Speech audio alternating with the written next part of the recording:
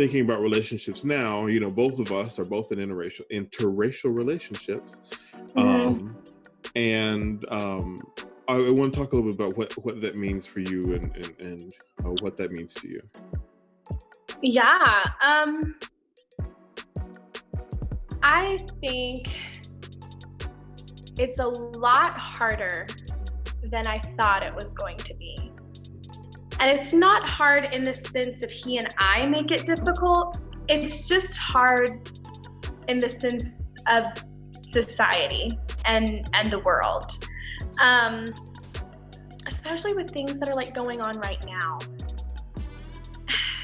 In the beginning of our relationship, I think James, we've been together almost 6 years. We will be 1 month shy of 6 years when we get married. So about 5.5 years. And in the beginning, it's always just all fun and games, and you don't really get into anything super serious. And I just remember it was our first 4th of July together. And we were going up to see my best friend Amanda and her family for the weekend. We went to their cabin, and we stopped in Florence, I think, to get fireworks or something. And we're all just walking around the store just looking, and I'm like looking around and I'm like, where did my boyfriend go? And when I found him, he was back in the car.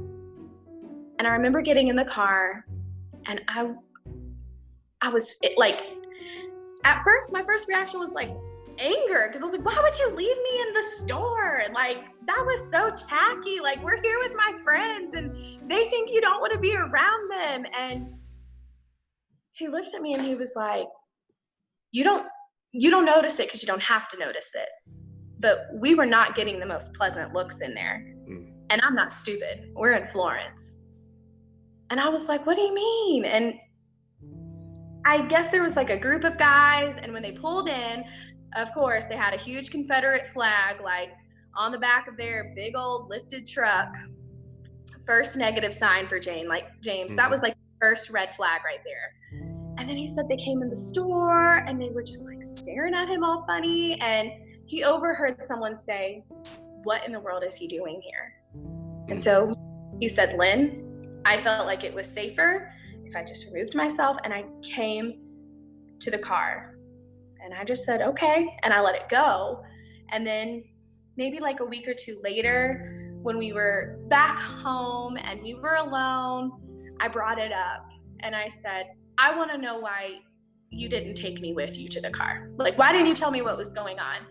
And he said, I felt like it was safer, not just for me, but for you, if they just assumed we weren't there together.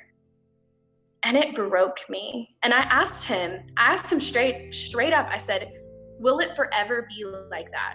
Like, I need to know, I need to prepare myself. Are we always going to have to like be mindful of like, well, maybe we need to pretend like we don't even know each other for the next like 5-10 minutes? Or what if we're somewhere and we have children one day and we have a family and we're all out doing something? And he flat out told me, if it is safer for our children for me to look at them and say, for the next 5 minutes, walk with me and pretend like you don't know mommy, I will tell our kids that. And I think for me, that was the first real moment that I was like, oh God, like I'm gonna have to like seriously start learning fast. Like, I'm gonna have to start knowing what to look for fast to protect him, like to make sure he's good, to make sure our kids are good. And I'm gonna have to start getting really, really comfortable with being uncomfortable. And I'm going to have to get comfortable with being scrutinized. And from that moment on, I have started to notice things. I've started to live life where like, okay, well, I'm going to be super vocal about how I feel about everything in terms of civil rights and stuff, because now absolutely affects me. I'm going to have a Black husband. I'm going to have Black children. I need to know what's going on. And even now, like with everything that is going on in the world, I'm starting to notice a lot of other things. I'm starting to notice, like, especially right now with like all the protesting and all the riots, I'm noticing two things. I'm really noticing my family that's not saying anything.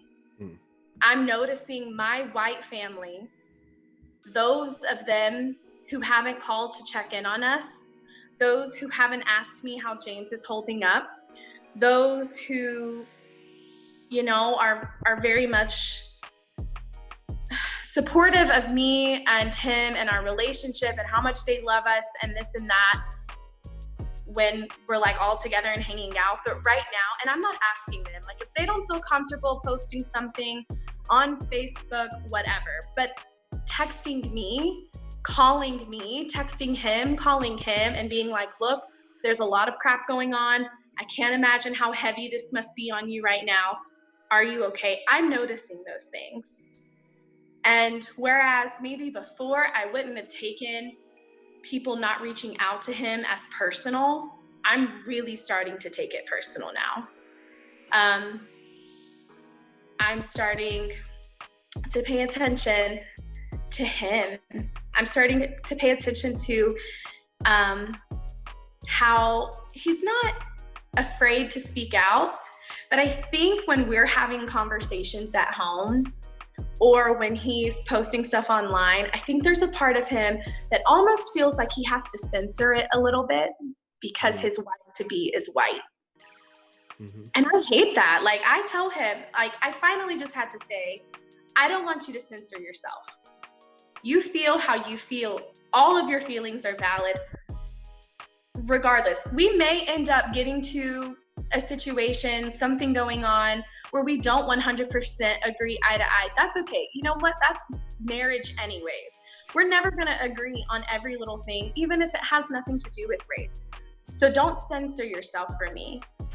And I'm also starting to just feel sad because I feel like as a partner in life, in every situation, the one thing that you really want to do is be able to take on that pain with your partner. When you know your partner is hurting, when you know they're going through something, when you know that like they are just at a breaking point, you want to be able to take on that pain for them. And this is one scenario where I cannot do that.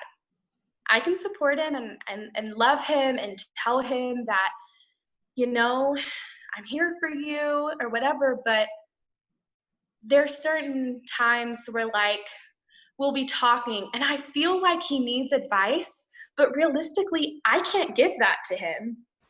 I can't give him that advice. I actually, and he doesn't know this. He'll know it when he watches the video, but, and he doesn't know it because I asked them not to tell him, but we're being real, we're being bold. I actually the other night was just sitting at home. He was at work, and I was really thinking just about all the things that I knew he had been feeling over the weekend, just from like our conversations at home. And we went back to church for the first time, like on campus this week. And he just, you know, he had a very powerful like breakthrough moment at church, which was great. It was beautiful. But I sat here and I was just thinking like, you know, he needs someone else. And I hated admitting that because I'm his partner. And I hated having to go to somebody else to ask for them to like, hey, just give him a call, just give him a check-in. But I ended up doing it. I ended up reaching out to his brother and his dad and just saying like, hey, I think James needs to talk to somebody. I think he needs to talk to somebody that he doesn't feel like he has to censor it for, and he needs to talk to somebody who can truly give him advice. And I can't give a Black man advice on living in America as a Black man. Like realistically, I can't.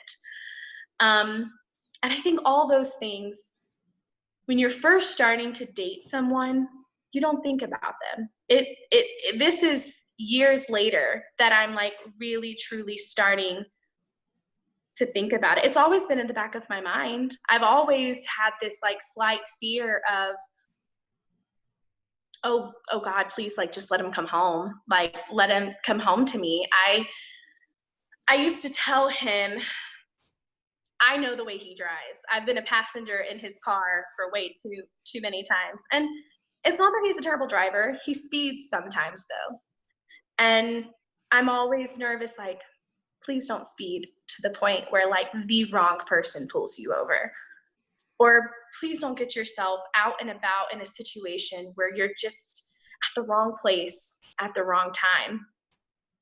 And in every other relationship that I've ever had, even when I dated, in high school, and I dated Jamel, I didn't really think about these things. I was in high school. I didn't really think about real life as much as I should have.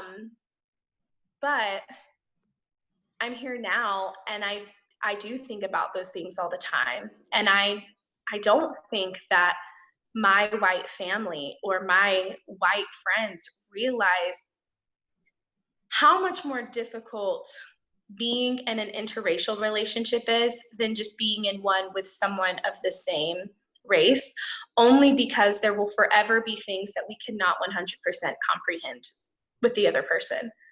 And now I think about like my friends and my family who are married, and they're married, to white men. They don't know they don't have that feeling of like, oh gosh, like I have a black husband and they're targeted. And James isn't like a tiny black man. Like he is I think he's like taller than me. Yeah, he is a tall, big black guy. And what I hate most of all is that the rest of the world is only ever going to see that. Mm. And when I look at him, I see this big ball of energy. I see someone who has a heart for everyone. James would literally, I know it's so cliche to say, but he would literally give you the shirt off his back if you needed it. He is there for everyone that he ever meets, even strangers. He is kind, and he's giving, and he's nurturing, and he's funny, and he's smart, and he's talented, and he's athletic, and he's everything in life that is good. And for me personally, I am so blessed that he chose me for forever. I am so blessed that God thought I was the woman that deserved that type of love. But the rest of the world will never notice those things unless they personally meet him and know him. And unfortunately, there's a ton of people out there that don't want to take the time to get past the color of his skin to really know that. And I hate that he's going to be viewed by some people as just another black man, because for some reason, saying, oh, he's a black man, it just has like a negative connotation to it. Like society has just given it this negative and disgusting like aftertaste, when it's just his skin color. Like there are 10,000 other things about him, but unfortunately that's the one that people focus on. And I think that's one of the hardest things about being in an interracial relationship. And then, with us, with getting married, we've started getting a lot of questions since the engagement. We got questions, and it's interesting because certain questions go to James and then certain questions come to me. But I literally got asked, how did James expect me to raise his kids when I'm not black? Like, how did he expect me as a white woman to be able to teach his children about their culture, to teach his children about being black in America and what that means and things to look out for? And I remember was so upset when I got asked that question. I actually got asked it not long ago. And I was hurt. Like, I was so hurt. And in our relationship, I am the emotional one. Like, everything just, it either, like, you know how I feel no matter what I'm feeling. And James is very much, he's very much just straightforward. He's very level-headed, and he's very realistic. And I'm sitting here, and his first answer was, well, don't worry about it. That's my responsibility. I'm their Black parent.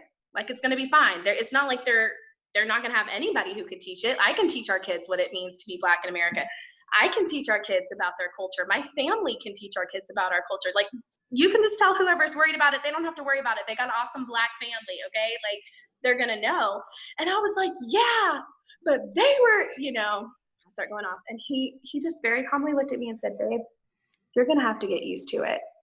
He said, I've told you before, but it's gonna get worse. The stronger we get, the more like attacks we're gonna start to feel.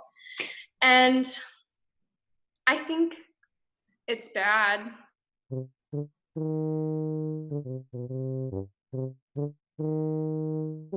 And you froze again. Oh, you froze after it's bad. You've frozen after it's bad. Eventually it'll come back. Maybe I'll be doing a rumba. It sucks. Oh, am I doing a rumba? On the rumba? Oh, you froze after it's bad. After it's bad. Okay. So, it's bad. It absolutely sucks. Like, you can't even sugarcoat it. Like, it sucks that people just can't be like, oh, they love each other, and like, just let that be enough, But it also has to. What would you say to those people that feel that way, and even those family members that have been silent and whatnot? Well, to the people who feel like I'm not going to be able to teach my kids, or I'm not going to know how to love my husband properly, all I can say is, I already love him. There's no doubt in whether or not I love him. And I know how to love him because I know him as a person. I don't need to know how to love him because he's Black. I know how to love him because I know him. However, with that being said, I also make sure that if I have questions, if I have things that I just want to know more of, that I go to him, that I ask him. When it comes to raising my kids, I get picked on sometimes by like my sister and James, because I'll be watching hair tutorials for like Black girls, and I always tell them, I refuse to be the mother who's white and has a mixed child and does not know what to do with their hair. I will not be that mom. I want to know how to take care of my kids. I want to know the products that are best for them. I want to know what's best for their skin, their hair. I want to know how to love them. But even deeper than that, I want to know what's important to their culture. I want to know what to do in certain situations. So that way, if God forbid our family ever has to face that, I know how to act and I know how to take charge. And I make sure that anytime I'm confused or anytime that I have a question, because I am white and I don't know everything and I don't get everything, I make sure I'm never afraid to ask. If it's a question that James answers and I don't feel like I got enough, I will call one of my friends. I'll call Tria and say, hey, Tria, I got a question. Can we talk about this? I'll call my friend Peter. I'm not afraid to ask questions, which is really important if you're in an interracial relationship, especially if you're the white person in that relationship, because we don't always get it. Don't stop asking questions. Don't stop pushing yourself to learn. Don't stop trying to dig deeper, and don't stop listening to their perspective on it, because their perspective is going to be the one that leads the force when it comes to racial issues. To my white family who isn't speaking out, who isn't even checking in on us, I hope that it's because you don't have the words and not because you don't care. Because if it's that you don't care, then we have a whole other issue to discuss. And if it's because you don't have the words, I want them to know that you don't have to have the right words. Like a simple "how are you doing" is fine. And I hope that they all realize, I know my family loves me, and I know my family supports me. And I know that when I have children, they are going to adore and love my children. But they're going to have to acknowledge that my children will be half Black. And they will have to acknowledge the fact that my children are going to have it differently than I did, and then they did, and their kids did. And that's just the way of life.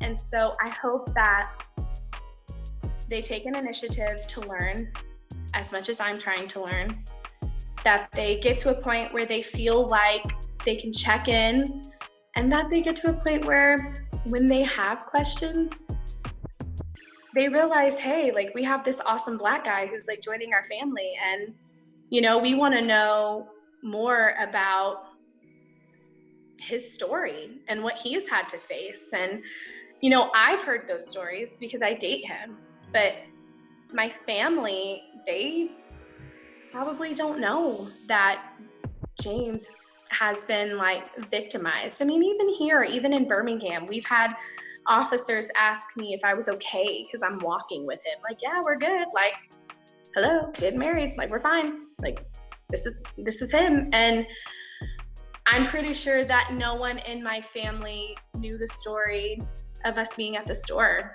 And the closer we get to our wedding and the more things start unfolding in the news, and the more I begin to realize that where I stand on things may be different than where some of my family stands on things, the more I'm realizing that at some point they're going to have to take some kind of responsibility and acknowledge the fact that this now affects them too, because I am their blood and it affects me. And James is in their family now. So I hope I really hope I start seeing, I have seen some of my family members speak up, but I really hope I start seeing more. And I really hope that they start more that James is Black, because that's the other thing. It's okay to point out that he's Black. It's okay to talk to him about being Black. He knows he's Black. He's very well aware, but they have to be willing to meet him there. Mm-hmm. And unfortunately, they haven't always been. And it makes me really sad. This is a hard time, I feel like, for a lot of families to come together and figure out where they stand, because I feel like a lot of family politics and a lot of families are being questioned right now. And what does it mean? And what does it mean for me to be what I want to be and also be a part of my family? Right. My sister and I were talking about this actually before I got on the Zoom with you. I was on the phone with her, and she was telling me, how she feels and about different things and her stance on everything that's going on. And she's very passionate about what's right and what's wrong. And in her heart of hearts, like, she is so upset with everything that's going on against the Black community. And she asked me, she said, do you think it's bad that I haven't posted anything? Like, she very much asked me, and I said, have you talked to your Black friends? And she said, well, yeah. She said, I talked to Rebecca, which is one of her best friends. She said, I've been talking to Rebecca. And she goes, and I've been, supporting different people's posts that I've been seeing. She said, I just haven't personally come out and said anything. And I said, here's the thing. You're not that type of person naturally. Like, she's not naturally like a, hey, I'm just going to go out here and say whatever's on my mind kind of person. And that's okay. And I said, as long as you're continuing to check in on your Black friends and you're letting them know that you see them, you hear them. If they need your support, you'll be there. I think you can do that without posting a status on Facebook. And to be quite honest, like, I feel like if you're just posting a status and you're not checking in on your Black friends, then you're just posting a status to get Yeah, you're just jumping on the bandwagon, and that's why, I see, my Instagram feed has turned into nothing but these posts, which in some ways great, but it still feels empty. And it's still, because I can, you might have posted, 5 Black Lives Matter posts, and then, my profile is pro Black AF and all this stuff. But then I go to your profile and there's not an image of color. It's all white people. You've never shared a Black person's art. I did nothing. There's nothing there. Or group of friends. Like, if I will 100% say this, I'm a big believer in this. If you looked at my core group of friends at every phase of my life, you are going to see a mixture of people. That's me. I think a lot of that is, I was raised in a home where you can't call yourself a Christian and claim to walk in like a light of faith and also be prejudiced or racist. Like, those things don't go hand in hand. And I have always been taught that. I have always believed that. I have always grown up in that type of environment. My grandparents have always been really great at that. And then I've always grown up in, schools and stuff like that. So for me personally, that has always been my core group. I think something's wrong with you if your core group of friends doesn't show a variety of people. If your core, like, and I'm not talking about like your 2 or 3 like very best friends that like you share everything with, blah, blah, blah. But if you're like first like 5 to 8 people that you think about when you have big news to share, if they're all one color, there's something going on that you're not wanting to address. Maybe you don't realize that you don't have a diverse life, but you don't, and you can't grow that way. Like, you legit can't grow. If every time you have a conversation with somebody, it is somebody of the same race or the same sexuality or the same age or the same gender, like if there's no differences at all, how are you learning? How are you seeing other people's perspectives?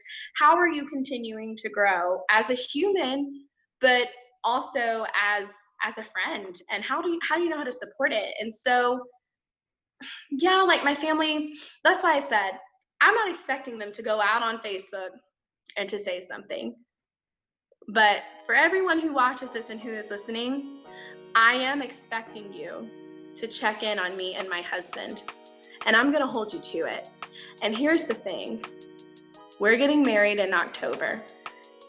And if you don't 100% on either side, friends, family, whatever, if you cannot 100% respect our union for the beauty that it is, and if you can't come and support my husband when his community is going through hell, and I'm not saying that you have to support riots or protests or whatever. Your opinion on that is totally separate than your opinion on justice and injustice. So I don't even need you to come and talk to us about that. Like, that's a totally other conversation. But I sure as hell expect people to start checking in on him as a Black man with all these videos going out of innocent Black people being killed, and knowing that his community as a whole is fighting this battle that they have been fighting for 400 years. Because let's be really honest. The battle has been the same since slavery started. It's just been packaged different. But it is the same battle. It is still Black people are oppressed, white people have the upper hand. That's just what it is. And if you can't acknowledge that, at least to the point where you can be like, hey, James, how you holding up? You probably shouldn't come to our wedding because you don't care about him enough to be there. And that's really real of me to say. And I'm not saying, oh, I'm just inviting anybody, but I want them to feel how important it is to me as I am supporting this man that I wholeheartedly love. And if they love him and they love me, and I know they love me, and I know that a good majority of them love him as well, then you shouldn't have any problem with simply asking us, how are you doing? Mm-hmm. And like the conversation that I'm having with you, this is the type of conversation that my family should have been having with us from day one.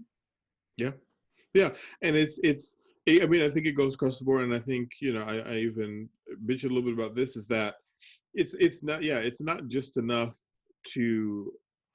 because when you just say Black Lives Matter, you just post that, even when you just do that, you're still just lumping us all in as one big group. That's part of the problem, is that we continuously get lumped in as one big stereotype. Right. And so they're like, well, the stereotype wants us to say this now, so we'll say it.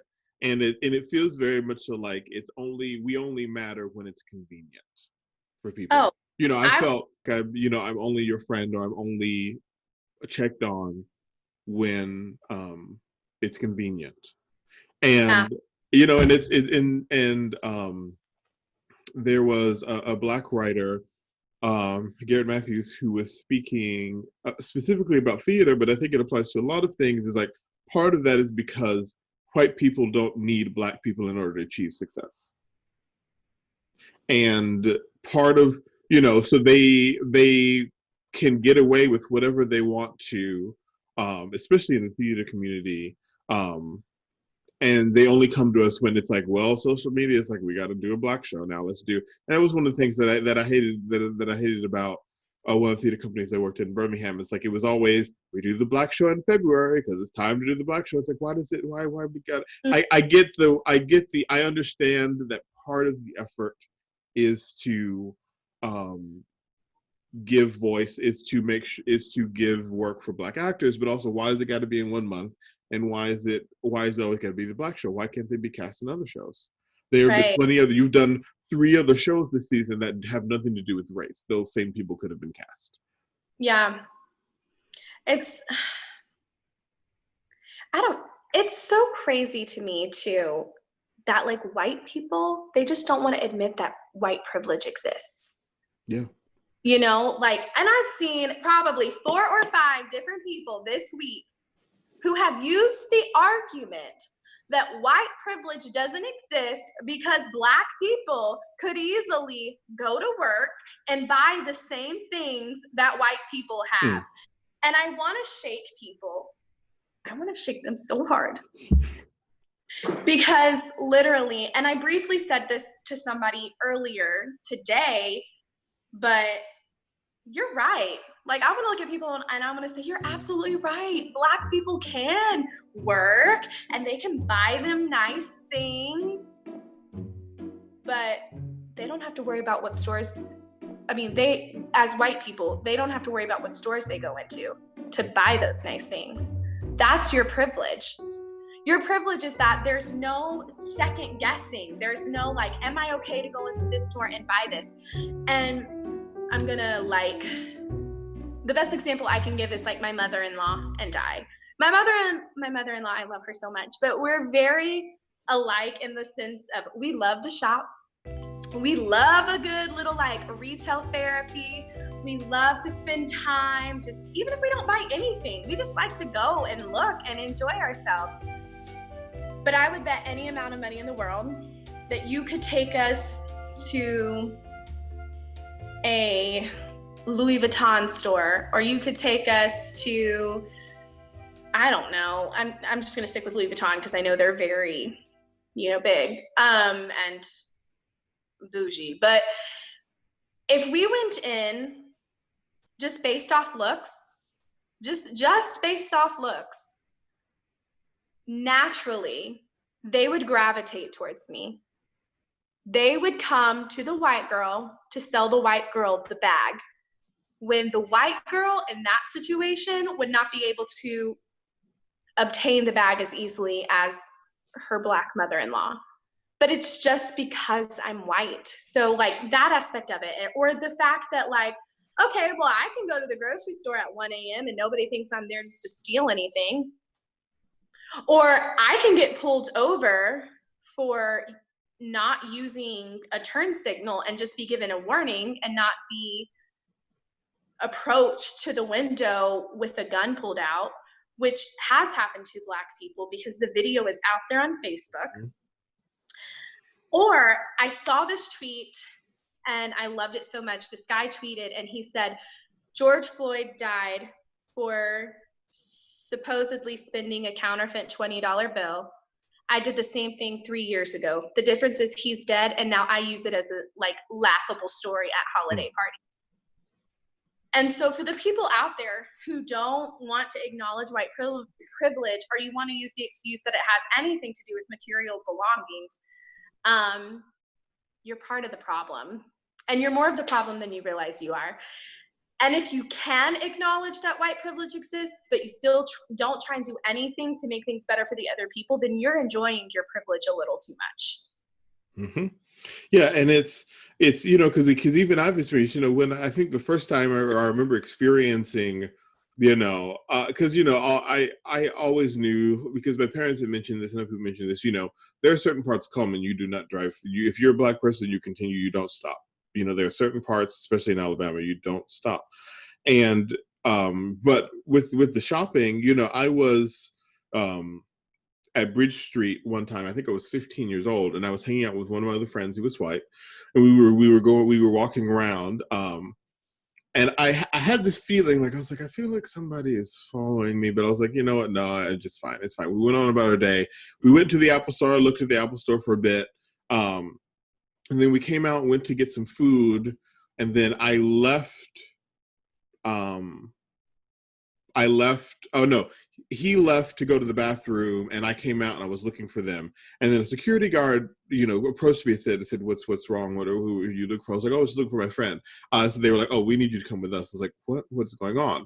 And they said, and they questioned me, and they searched me, and they were like, we thought you stole something from the Apple Store. No alarm had gone off. No, nothing had happened. There was no footage. Nobody was saying anything. They were following me because they thought I'd stole something, and then they thought I was going to mug the person that I was with. That you were going to mug your own friend? So you were just going to like hang out with him all day and then be like, oh, by the way, before you go home, let me just steal from you real quick. And it's things like that like I just literally, I want to look at white people specifically, and I want to say, okay, here's the thing. Yes, you can't believe everything that is on the news or the media. You know, you can't. They're always going to just show whatever side they feel like showing, or whatever they feel like is going to give them ratings, or whatever is going to get political gain for whichever party they are currently, you know, rooting for. So that's right. But here's the thing. All of these things that like are happening, there's raw live footage all over Facebook. You cannot deny that these things are happening. You cannot say that Black people are overreacting. You cannot sit here and choose to just ignore what is blatantly in your face, because it's all there. It's all there. And that is one of the things that just really, really pisses me off. Because I'm like, here's this entire community that's hurting. And we've got, you know, whoever over here that just wants to turn a blind eye or say, oh, they're overreacting or their feelings aren't justified. And I'm like, okay, but you have evidence A, B, C, D, all the way to Z. Like, it's all there. You want to see a video of someone getting killed innocently? It's there. You want to see a video of someone getting called out of their name just because they're Black? It's right there. You want to see a video of someone getting approached by cops with guns for doing nothing at all? It's right there. And it's not going anywhere. So rather than sit here and deny it and act like it doesn't happen, why can't you just acknowledge it? You know, like, even if you don't agree with Black people, and I don't know why you wouldn't, but even if you don't, you can't just acknowledge that it's actually happening. You can't just be like, yeah, you know what, they're right, like, this is happening. And whether you think it's messed up or not, simply acknowledging it will at least validate the fact that it's there. Because often they try to silence people. Mm-hmm. And that's what's been happening. And that's why people are so angry now.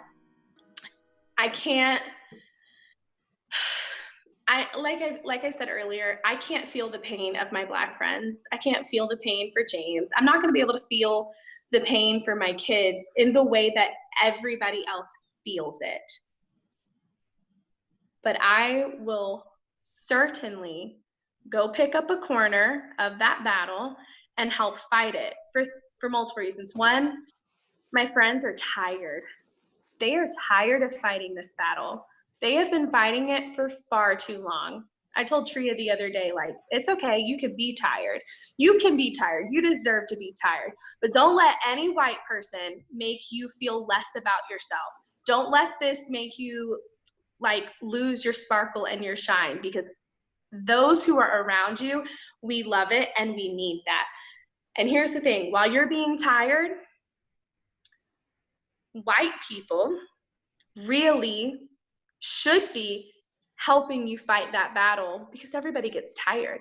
But guess what? If all of the people in the world who feel some type of way about it would start speaking up too, maybe we could start propelling things. I get so frustrated, and I look at all these other places in the world, New Zealand, even, they are Iran, they're all over there fighting. Mm-hmm. They're all over there Even marching. Germany. They're all over there protesting and fighting and speaking out against what is going on here in America. And we still can't get people here in America to speak out on it. And let's be honest, everybody's so worried.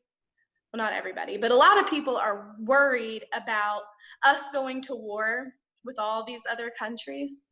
Guess what? Newsflash. Those countries are sitting back and just enjoying the show because they know they don't have to do it. We're going to do it to ourselves. Mm-hmm. We're going to do it to ourselves because we refuse to admit that there is a problem with our justice system and our government in this country. There just is. And I don't know. Well, I think all the time it's like, okay, yes, there have been amendments for years and years to the government, but it was created in 1776. It's now 2020.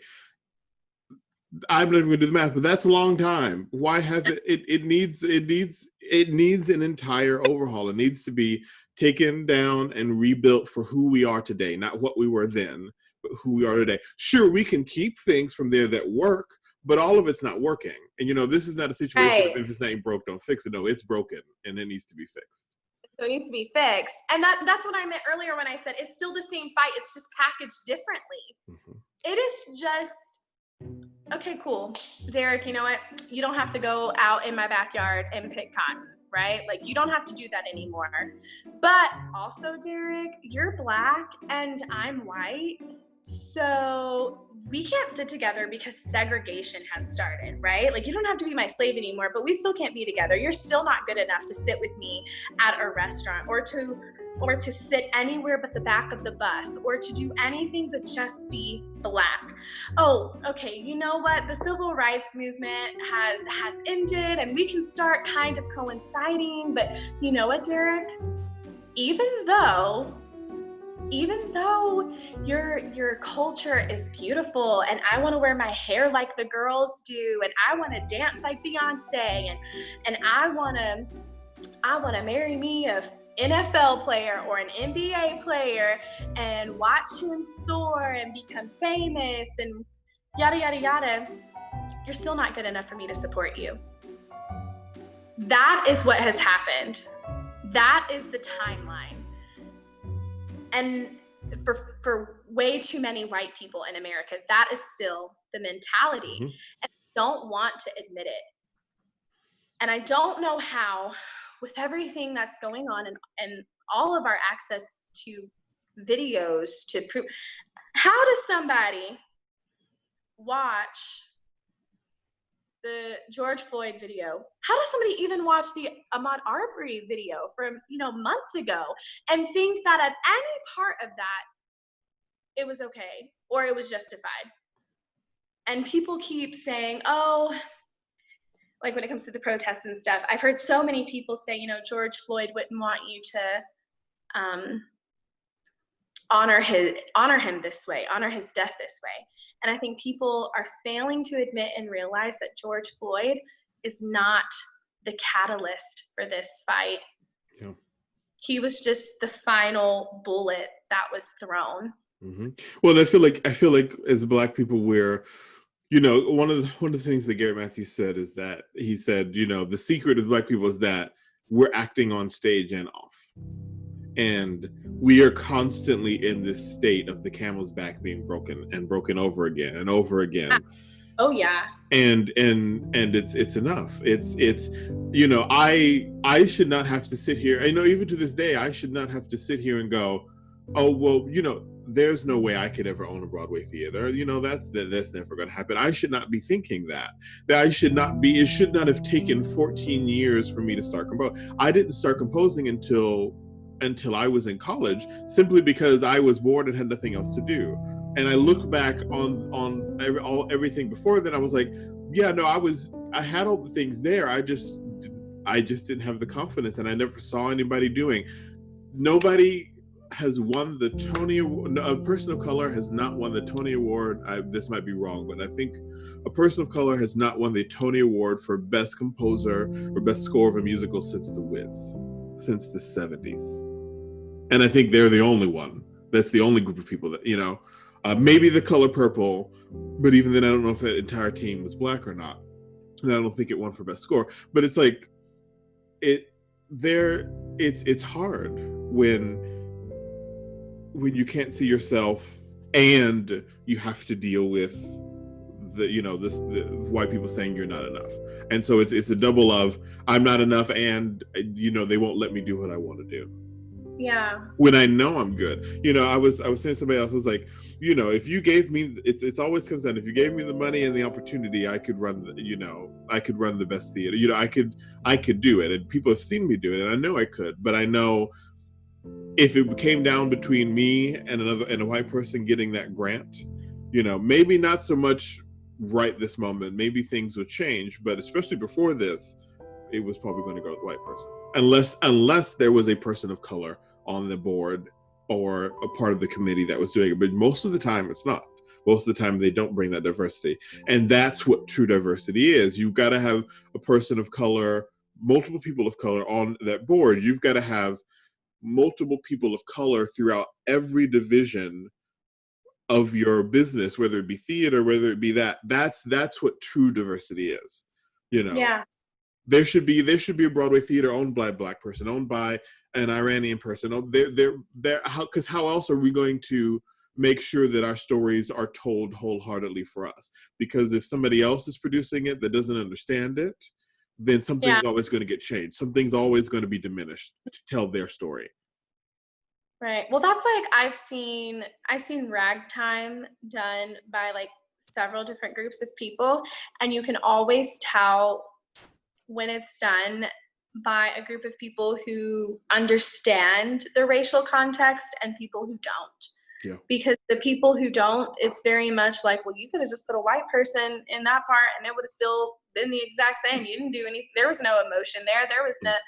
Or like when they try to go, oh, we're gonna blind cast Hairspray, or we're gonna do Hairspray without Black people. And you can't. And let me tell you something. I love Hairspray. It's one of my favorite musicals, and I love it. And every part of me, like when I did Hairspray, every part of me would be in the back, like singing all the songs, like with the Black cast. And I would be like, oh my gosh, like I wish I could be out there. I love this song. But then I also knew I can't go out there and sing this song. Like I can't. Or like when you see people do Dreamgirls, and one of the girls is white, or all the girls are, like how how do you do that? This isn't a story for us. And it's okay. It is okay that out of 100 stories, 10 of them are not for us. Like, it is okay. There should be 50 that are not for us. It should be an equal, good, wholesome divide. And it's not. And I know for me personally, for all my friends, it like legit breaks my heart. I want my friends, I know that I can make my friends feel heard, and that I can make my friends feel loved, and that I can give them a space where they can come to me and they can say whatever they want to. Like, even now, like if I would have said anything in this Zoom where you were like, ooh, Lynn, like, I would expect you to call me out and correct me on it. And that's just part of being friends. And it hurts me that the rest of the world can't give my friends or their community that same space, when it should be just an easy thing. It should be easy just to go out into the world and treat people the way you want to be treated. You know, the golden rule that everybody preaches. Okay, but you're not doing it. Well, and I think people, because I've been thinking about that rule, and I often think people, they try to pay attention to the words, but they try to forget about the order the words are in. It says, do unto others as you want them to do unto you. You have to do the action first. Right. You can't, looking at Amy Cooper, she acted first with racism, and so that's what that she got hostility back. And it's like, what more do you expect? It's like, people are going to treat you. You have to act with love first. You have to make that choice, and that's actually how we break this chain of hurt people. It's like, yeah, we can say that all day long, yeah, but it's just an excuse. If you replace hurt with love, which is much harder to do, you can break that chain. You can stop hurting people. You just have to do it first. And I hate that hurt people thing, because sometimes people are just bad and they're not even hurting. They're just choosing to do whatever they want to because they feel like they can.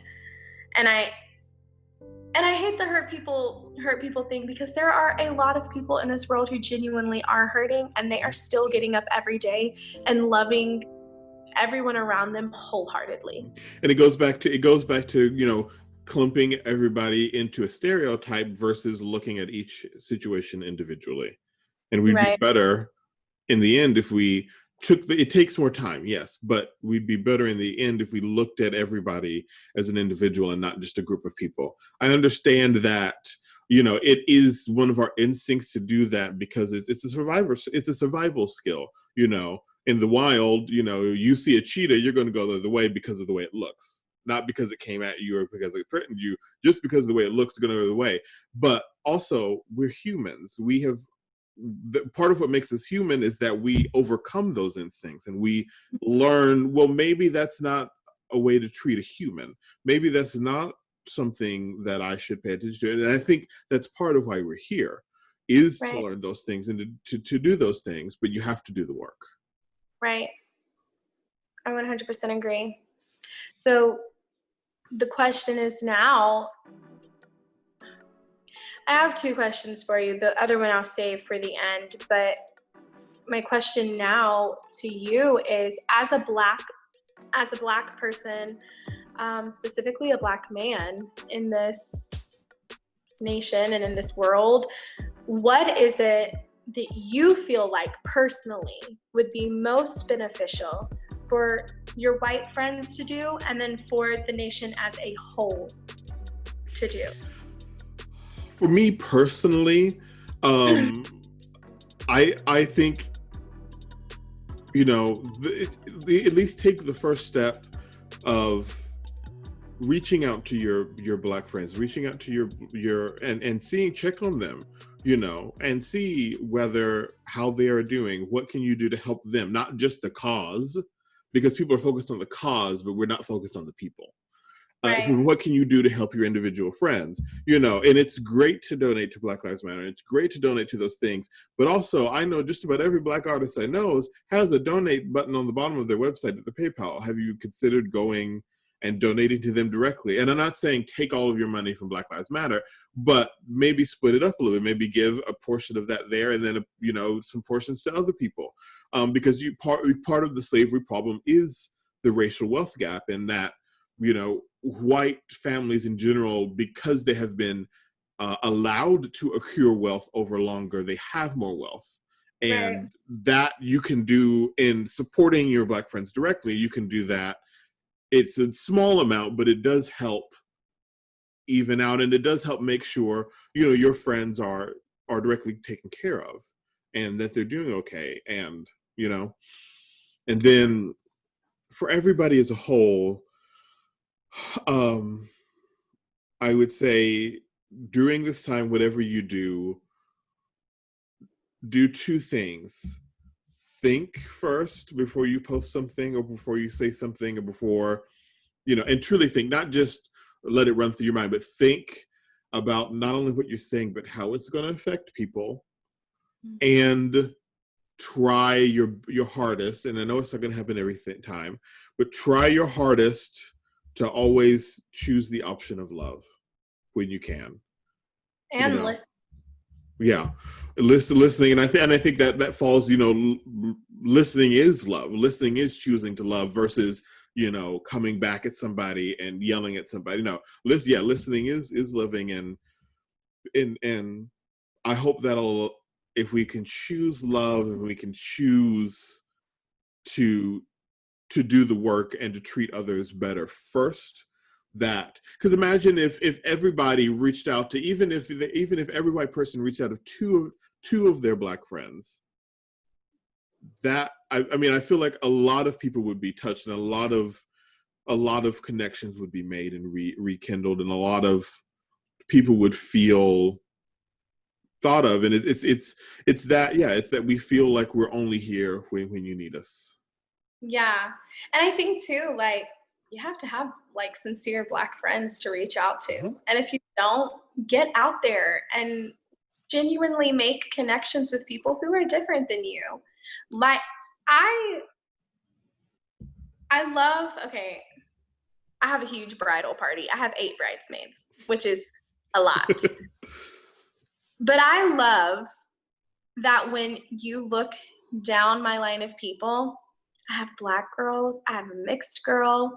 I have, my white friends. It is so beautifully just this different mixture of people. And the best part is, there is not one person in my bridal party that I have known for less than 8 to 9 years. I've known all of these girls like a decade, which means all of these girls are sincerely my friends. They are sincerely my people. And those are the types of friendships and friend groups that need to be starting to formulate. Mm-hmm. I also think that people need to pay attention to Black-owned businesses. Mm-hmm. Who is out there that you can go and help, Okay, so I'm hungry and I usually go to lunch at Panera, but there's a little Black-owned deli or sandwich shop or whatever down the street. Let me today go and give my money to them. Let me go and propel them. I think the same is true, like what you're saying, a Black artist. Go and support more Black people, whether it's singing, whether it's just like movies, whether it's the theater, whatever it is, whether it's just simply like Tria. Tria is a beautiful painter. She is a beautiful artist. Reach out to those friends that ask them like, hey, how can I get your business out? How can I help support you? How can I help promote you? And really, really go there. Like, really stop being so surface level with everything, and just really truthfully dig deep. And I love what you said about how listening is an act of love. It is. In the book, The 5 Love Languages, the author says that quality conversations which includes active listening, is one of the dialects of quality time. So when you're spending your quality time with your friends, choose to have those distraction-free conversations where you can be 100% vulnerable and where you're actively listening, because I'm going to learn more having conversations like this where I'm hearing stories from the other person's perspective than I ever will just looking at my phone and have margarita on a Friday night or whatever. But yeah. What is your hope for the future and moving forward in America? I feel like the end goal would obviously be everybody is considered to be equals. But I also know that that's a really long road. And I think that we have to, unfortunately, get comfortable with admitting that we still have a long ways to go. I have a couple of things. First and foremost, I hope that people start really paying attention to politics. I hope people really start paying attention to the people that they're voting into office on multiple levels.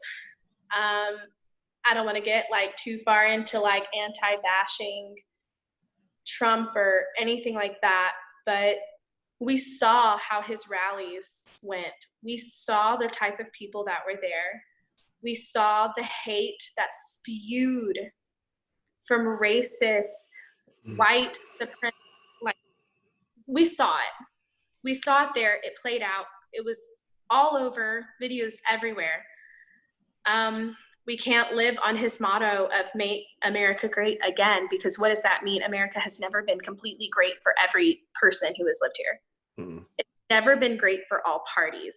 The motto that we need to start living on is let's make America great finally, or let's make America new, or whatever.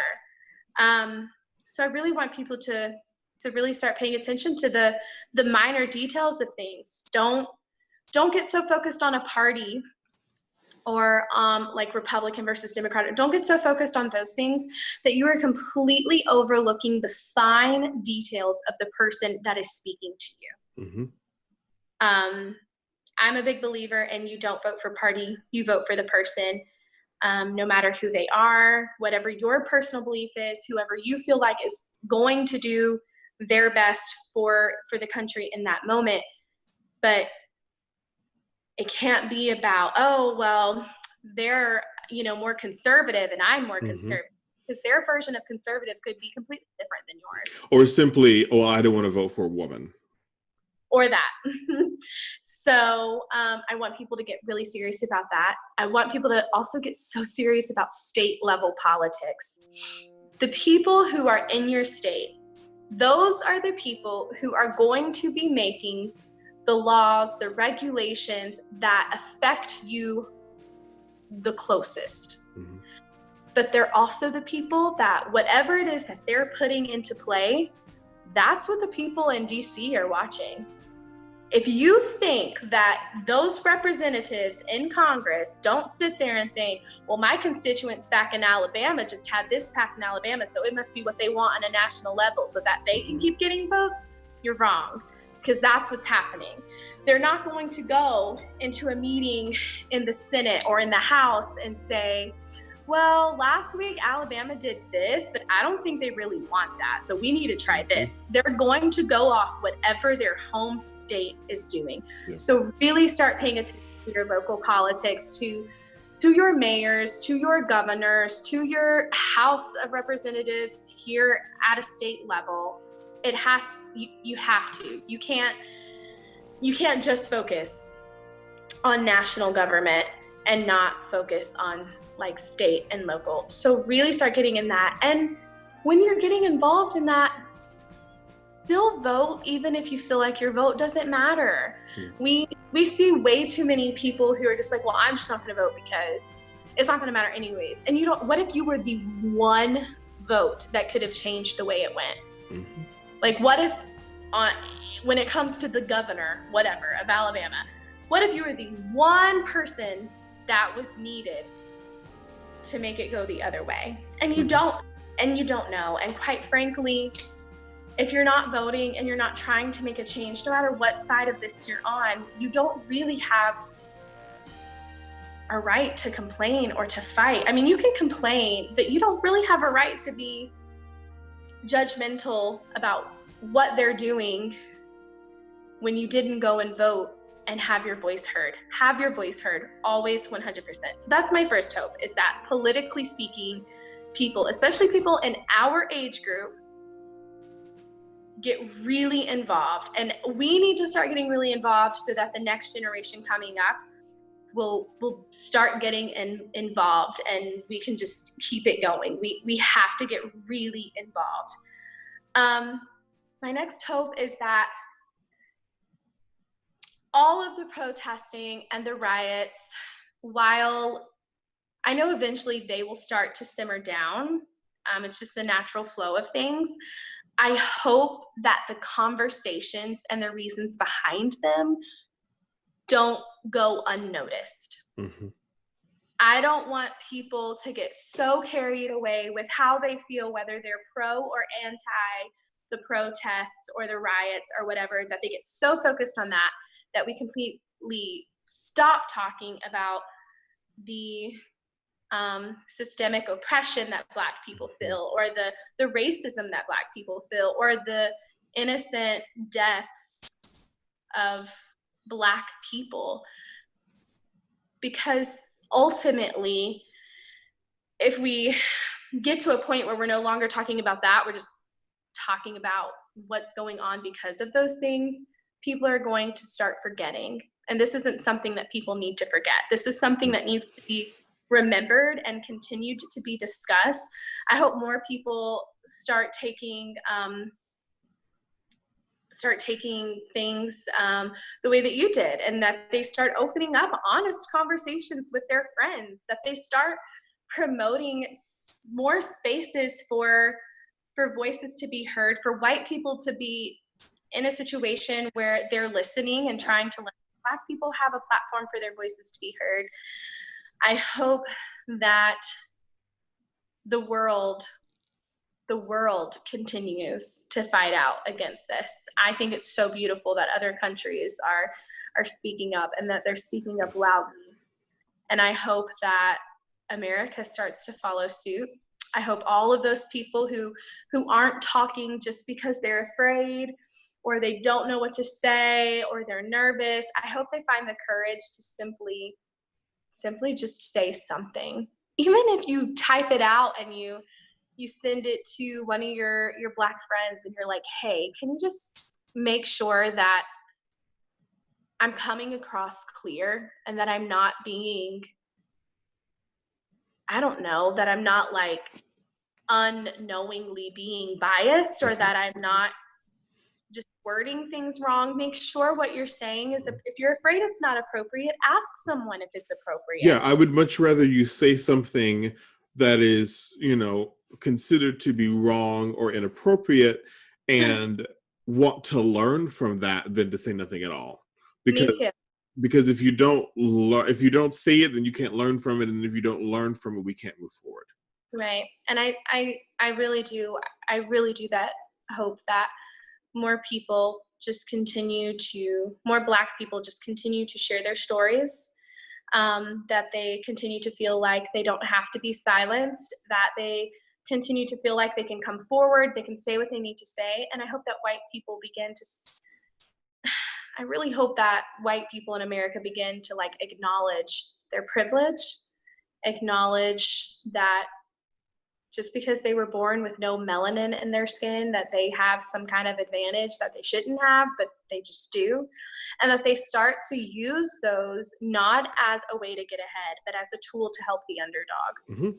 It's not enough. I always feel this. I feel like whoever you are, and I'll be the first person to admit that, as far as Black people go, I am privileged, and I have Black privilege, and it's something that's interesting in this world. But it's, thanks to my parents, for most things considered, I am relatively privileged, and I truly believe that, once you, especially if you have a platform, or especially if you have, privilege, that you should use that privilege to then help others who are underprivileged and who don't have that privilege, and who it's harder for their voices to be heard.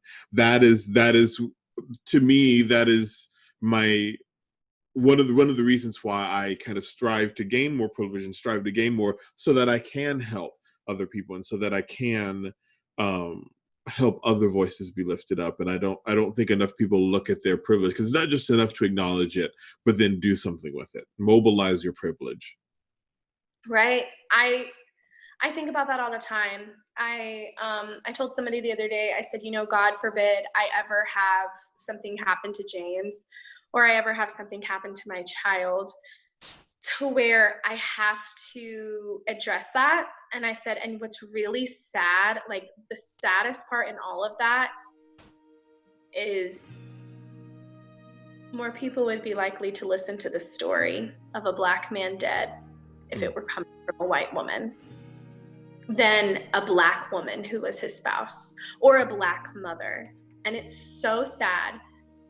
And because I know that's how the narrative would be in that situation, I personally feel obligated to then use my voice that people are more likely to listen to speak out against what is wrong now, here in this moment, because it's needed.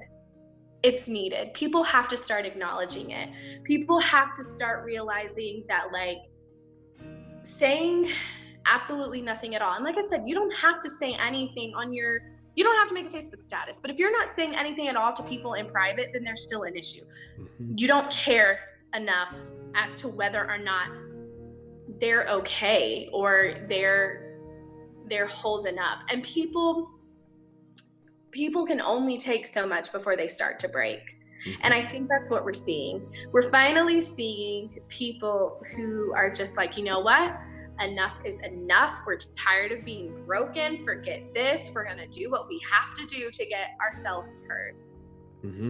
And for everybody who's trying to justify whether or not they have the right to do that, if you don't feel like it's your battle to the point where you don't want to say anything about the injustice, you also don't have the right to try and justify how they're behaving because of what's happening to them. If you don't want to understand what's happening to them, you can't talk about how they're going about it. And that's how I feel, regardless of what I think about, rioting or anything else. I mean, I don't really care. I guess I'm nervous that people are going to get hurt that don't need to be hurt. That's what I'm nervous about. I'm nervous about my friends who I know are out there on the front lines and they're protesting. I'm scared something's going to happen to them. I'm scared they're going to get hurt. And like, that is where my concerns come into play, is I don't want anyone getting hurt. But on the same, that same wavelength, I also know without a doubt in my mind that I can't tell them anything other than I support you, because their emotions are 1000% valid. How they feel they should react to situations, that is their right, because that is their emotion, that is their pain, that is their anger, that is their hurt. And however they feel like they need to express that, I will never tell them that they are wrong for that. Not one time.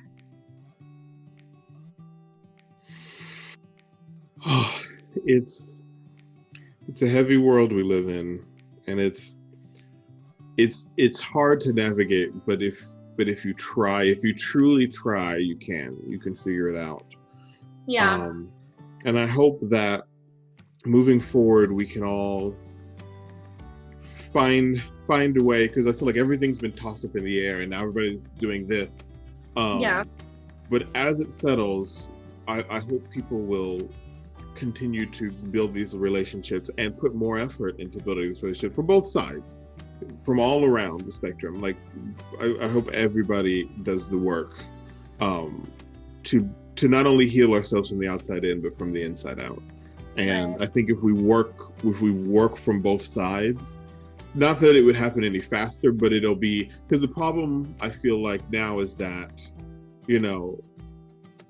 we keep putting paint and band-aids on America, yet it's literally rotting from the inside out. And if we don't fix it's like a house. You can only spruce it up, you can only paint it up so many times before the wood on the inside is so rotten that it falls apart. And that's where I feel like we're at now, unless we go in and rebuild that structure. Well, it's like people always yell, "Oh, come on, America, you have to do better," but she can't unless her people do. Like, she cannot do better. We have to. Like, we have to do better. And you can't control anybody else. You can't control the way anybody else feels or thinks, but you can control yourself. And you know what's right, and you know what's wrong, and you know how people deserve to be treated. And so, I don't know. There are so many things that, and I just wish we had more time to talk, because there's so many things about this that need to be discussed when it comes to everything, just the fact that racism's taught, or, education in general. I tell people all the time that I wish Black history was taught as American history, and that you would go into a classroom and you would literally learn everything in consecutive order. And if schools don't want to do that, I wish that, when you get in high school, every year of high school, your mandatory history class is something different. Economics, world history, US history, whatever. If you don't want to teach it like that, then you need to start giving all kids a year of Black history.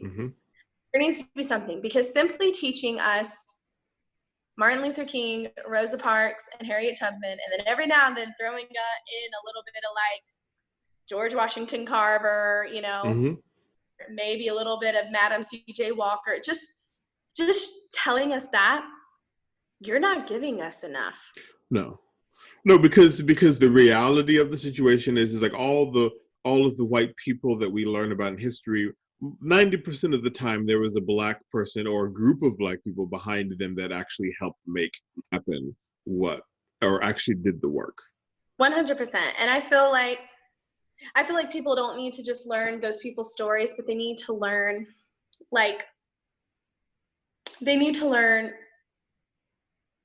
the emotions and the drives behind those people, behind those scenarios and those people. And I just, like I said, that's a whole other video, is talking about educating people. But I do believe that, and I tell James this all the time, I do believe that that is a big benefit when you have that, not just as a white person, but as a Black person. Like I tell James all the time, he has two awesome parents.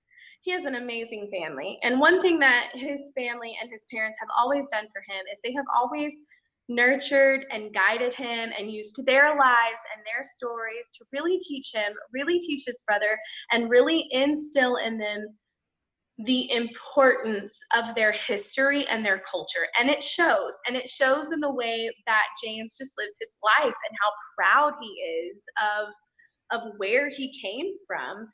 But not everybody is lucky enough to have that. Not everybody has parents that are at home and willing or capable to teach them that. It's the same thing as like, whereas his parents were able to give him an education that is beautiful, and he's so smart. There's also parents that like want that for their kids, but they don't even know where to begin. And part of that is because their parents weren't taught it. Like it's not taught. And these are things that need to be promoted. They need to be promoted, because if you don't know something, how can you acknowledge it, or how can you fight for it?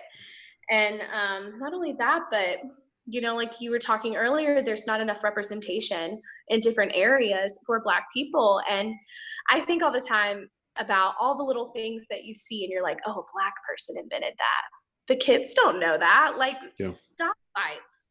Stoplights were invented by a Black man. And the same Black man invented the protective gear for firefighters because he noticed that too many firefighters were getting ill after going in and saving people. Do you know how many little Black boys want to be a firefighter when they grow up? Do you know how many of those Black boys deserve to know that it was someone who looked like them that made it possible for them to run into a fire and safely make it out? And I hope I guess that's my next hope. I hope America stops being afraid to teach people Black history and to teach people Black culture in a way that isn't just taking it for their own. That isn't just, hey, let me get some cute braids and take a picture for Instagram, or hey, let me take jazz music and mix up the lyrics a little bit so it doesn't sound the same, but it's really the same, and say that it's so. People are just gonna have to be willing to learn, and people are gonna have to get serious about demanding to be taught. And that's not just white people that need to be demanded to be taught. That is people of all color, because like I said, you can have two Black children with two very different homes, and one may get all of that excuse me. Bless you. One may get all of that education and that knowledge in their home, whereas the other one is not getting it in either place. And that's not, it's like math, right? My dad can't always help me with trigonometry, but I go to school and I have someone there who can. I can go to school and I know that if I'm having issues with my spelling, there's going to be someone who can sit with me and who can work on those things. And that's what it needs to be for. It takes a village. It takes a village to raise a child, and it takes a village to end racism. It takes a village to do everything that we do. It really does. And I hope that we can come together and be that village. But you know, talking with you, I mean, I kind of knew how this conversation would go, but it gives me hope that, maybe more people will listen. Maybe now that there are protests in all 50 states, that finally people will start to listen, and some real change, and some more change. And I'm not just acknowledging the change that has happened, but there needs to be more. We are in 2020, and we're living. Not okay. It's not okay. It's not. We're living like we're still in the 1600s. But I do have one question for you before we go, because I know if we don't wrap it up, you and we will just. But you live in New York City, and as much as you have to deal with just being Black and growing and everything that's going on racially right now, you have also been in a city that has been majorly affected by this global pandemic of COVID-19. And it's very safe to say that being Black or being a minority, you get less information towards healthcare and towards what's going on in a lot of places. We have also seen like the racial discrimination as far as people in various cities going out without a mask, and how like a person of color might be treated differently than a white person for the exact same thing, as far as like CDC guidelines, etc.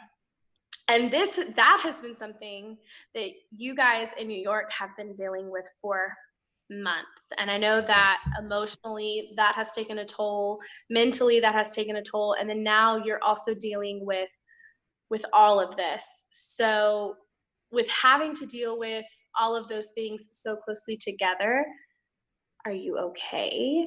Are you doing good? How has that been?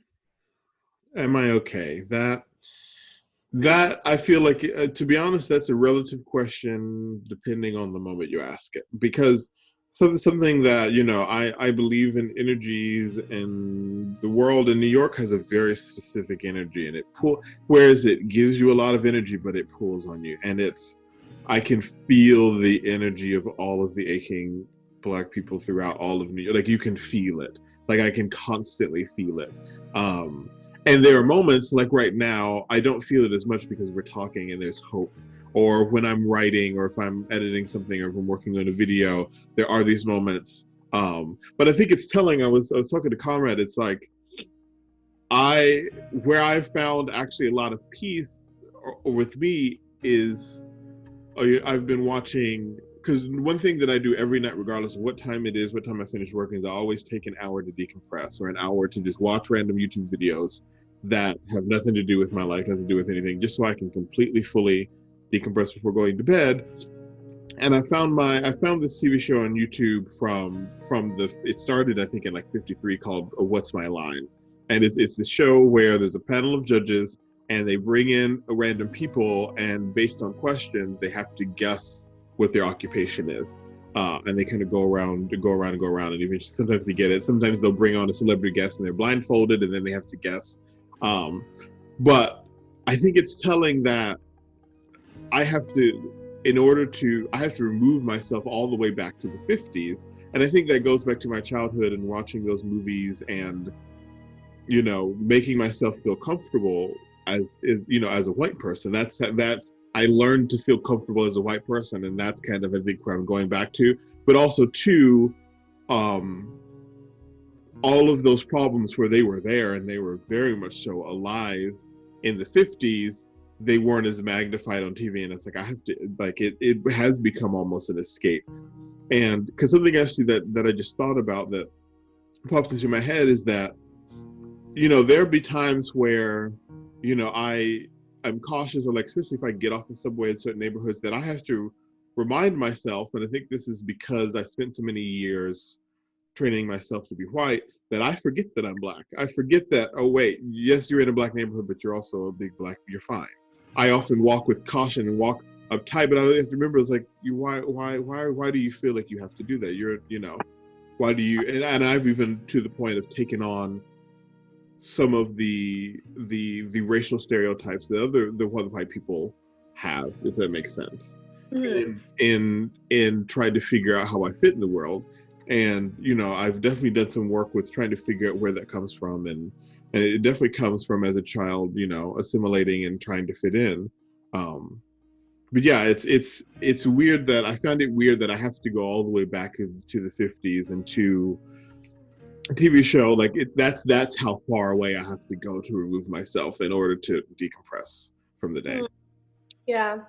And so it's been difficult, but at the same time, I feel more empowered and more invigorated than I ever have. I feel like I see more clearly what I need to be doing, more so than I ever have. And that feels good to know that. And to there is some joy in that. Okay, well, at least I have an idea of what I need to be doing to make change happen. Well, I'm very proud of you. And I'm very proud of you for like your growth like over the years, but I'm especially proud of you now for using your voice and your platform and generating and creating conversations that are going to help people of all races just dig deeper and understand and maybe give, different topics and different things to spin off on and to talk about. And I'm really proud of you. Thank you. And I'm proud of you for doing what you know is right, and for feeling and for coming on here and talking and being bold and being real and speaking out and using your voice, and hopefully my hope is that someone else who might not have the courage or might not be able to at this moment to speak out or feels a certain way about something, and seeing this, hopefully this will change their mind, even if it's just a little bit, or will add to the story, add to the narrative. And I want to end this saying by, I love you. You are my friend, and you will always be my friend. I love you, and I want to say that as your friend, I see you and I hear you, and I respect you, and I love you, and I support you. And when you get too tired, just know you can always ask me to hold your hand, and I will help take you as far as I can take you. Thank you, thank you, thank you, thank you.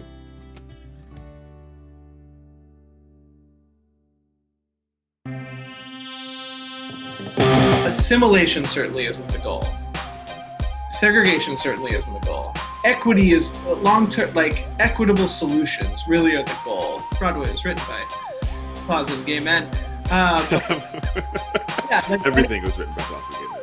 Yeah, in general, white people need to know when to be quiet. The first step to changing everything is first realizing the racism and realizing the places where it exists. I'm of the mind that I don't think it's possible to be racist toward white people. Why should you have to self-select out of opportunities because other people are being assholes? You should feel uncomfortable, by the way. The system isn't broken. It's working exactly how it's supposed to. Yeah.